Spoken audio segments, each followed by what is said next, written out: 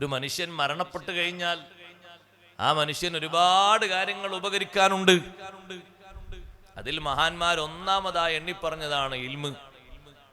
ഇദാ മാത ഇബ്നു ആദമ ലൈസ യജ്രി അലൈഹി മിൻ ഖിസ്വാലിൻ ഗൈറു അശ്രി.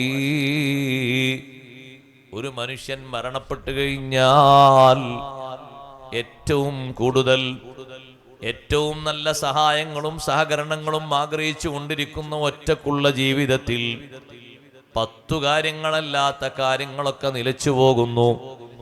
മഹാന്മാരായ പണ്ഡിതന്മാർ വിവിധ ഹദീസുകളിൽ നിന്ന് ഒരുമിച്ച് കൂട്ടി പറഞ്ഞു. ഉലൂമുൻ ബസ്സഹാ വദുആഉ നജ്ലി വഗർസുൻ നഖ്ലി വസ്സദഖാതു തജ്രി. ഒന്നാമതായി പറയുന്നത് ഉലൂമുൻ ബസ്സഹാ, അവനവൻ വിതരണം ചെയ്ത വിജ്ഞാനങ്ങൾ. അത് വലിയ ഉപകാരം ചെയ്യുന്നതാണ്. അത്ര ഉപകാരമുള്ളതല്ലാത്തായ എണ്ണിപ്പറയുന്ന 9 എണ്ണവും ചിലതൊക്കെ നിന്നു പോകുന്നുണ്ട്. പക്ഷേ വിതരണം ചെയ്ത വിജ്ഞാനങ്ങൾ നിലച്ചു പോകില്ല. എത്ര കാലം മുമ്പ് സ്വഹാബിമാര് വിതരണം ചെയ്തു. അഷ്റഫുൽ ഖൽഖ് സല്ലല്ലാഹു അലൈഹി വസല്ലം തങ്ങളിൽ നിന്ന് പകർന്നെടുത്ത ഇൽമ്, അവരിൽ നിന്ന് താബിയുകൾ, തബഉ താബിയുകൾ, നമ്മുടെ നാട്ടിൽ ജീവിച്ച് വളർന്ന് മരണപ്പെട്ടു പോയ ഉലമാ, അവര് രചിച്ച കിതാബുകളടക്കം നോക്ക് നിങ്ങൾ.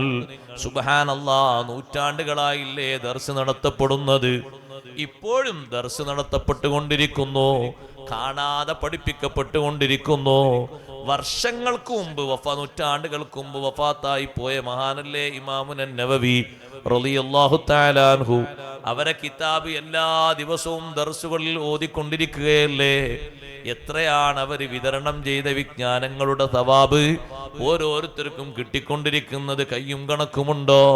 ഉലൂമുൻ ബസ്സഹാ, അവനവൻ വിതരണം ചെയ്ത വിജ്ഞാനങ്ങൾ, പഠിച്ചെടുക്കുന്ന വിജ്ഞാനങ്ങൾ മറ്റുള്ളവർക്ക് വിതരണം ചെയ്യണം.